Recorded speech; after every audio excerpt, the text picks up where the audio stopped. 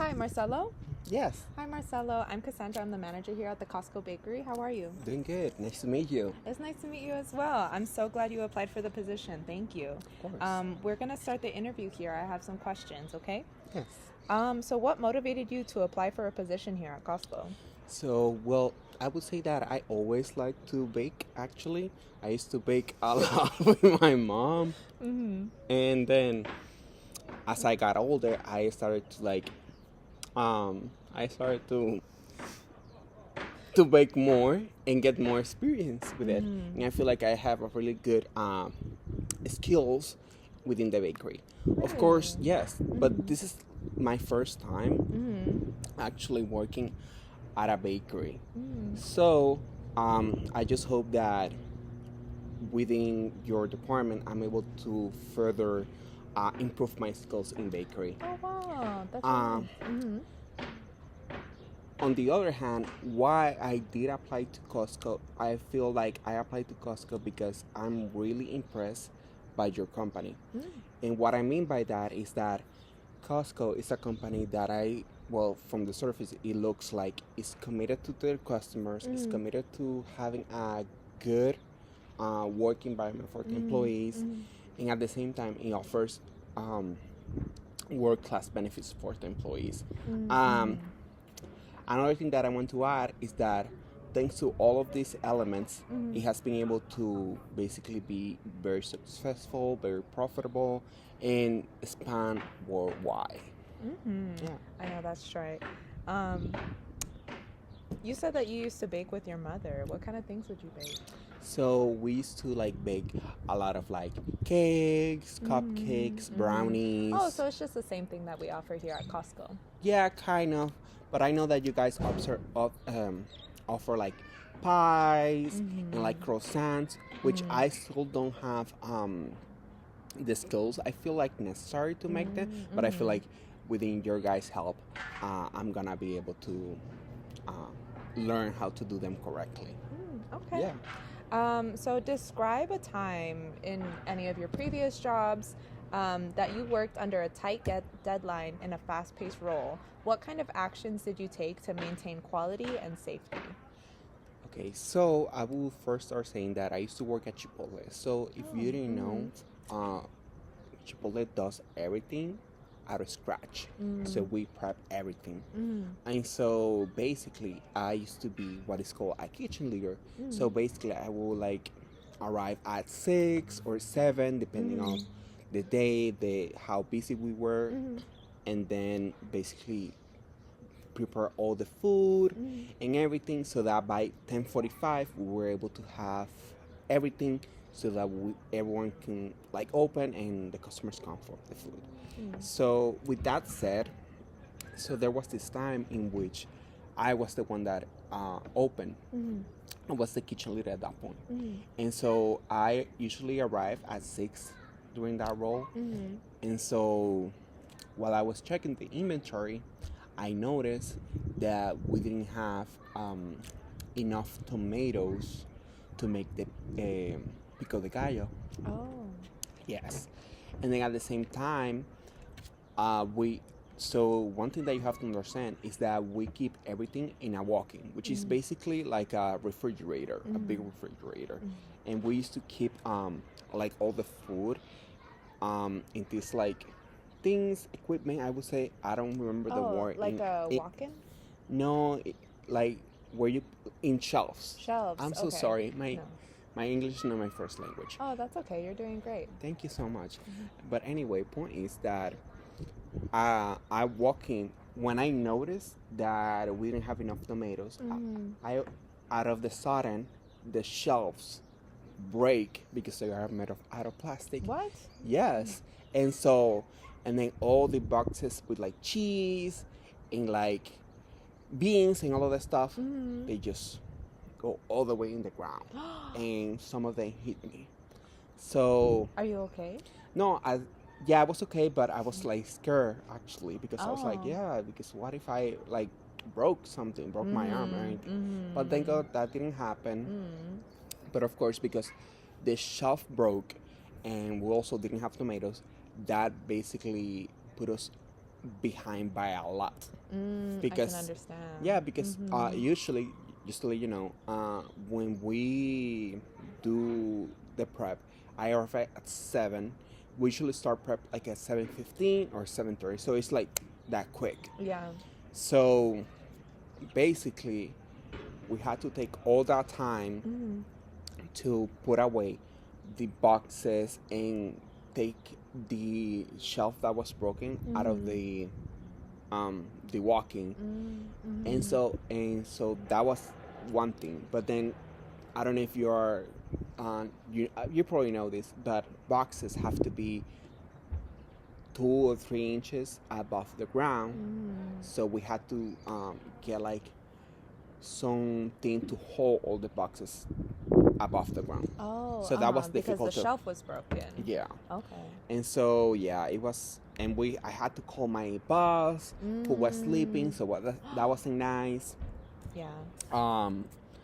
To tell her that the shelves broke, so that way she can order another one. And then another thing that happened was that after I was able to sort out the boxes and the shelf thing, I had to get one of my employees, or not employee, colleagues, I would say, to go to another store to get the tomatoes that we needed. Oh, wow. And sadly, the store that had tomatoes that they could give us was like 30 minutes away from the store. No way. Yes.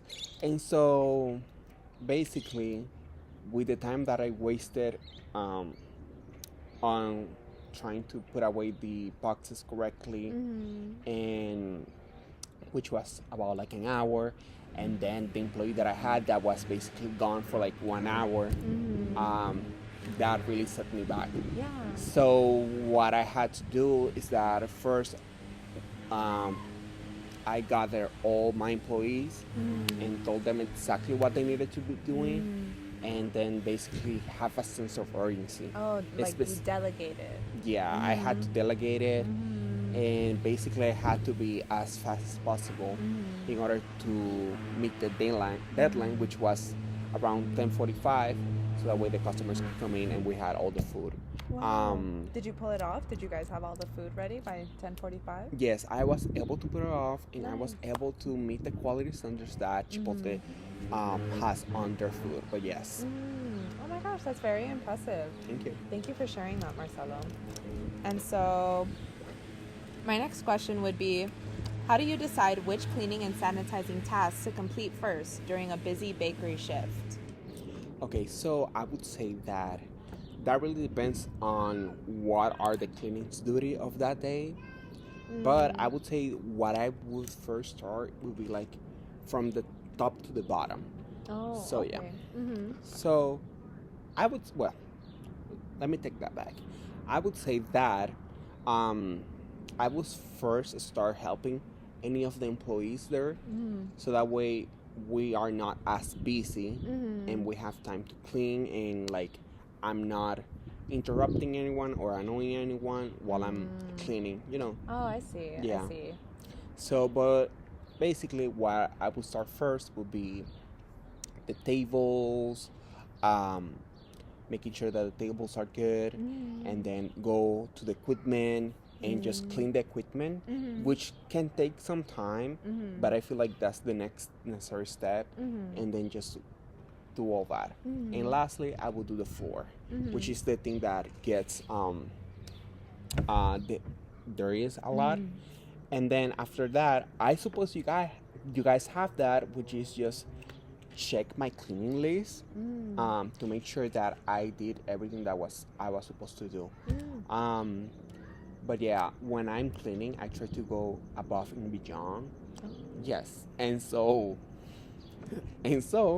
basically, I really like cleanliness. I'm a really clean person. I feel like, especially when you're working in an environment where you are dealing with food, you should be really careful in that kind of thing. Yeah. 100%.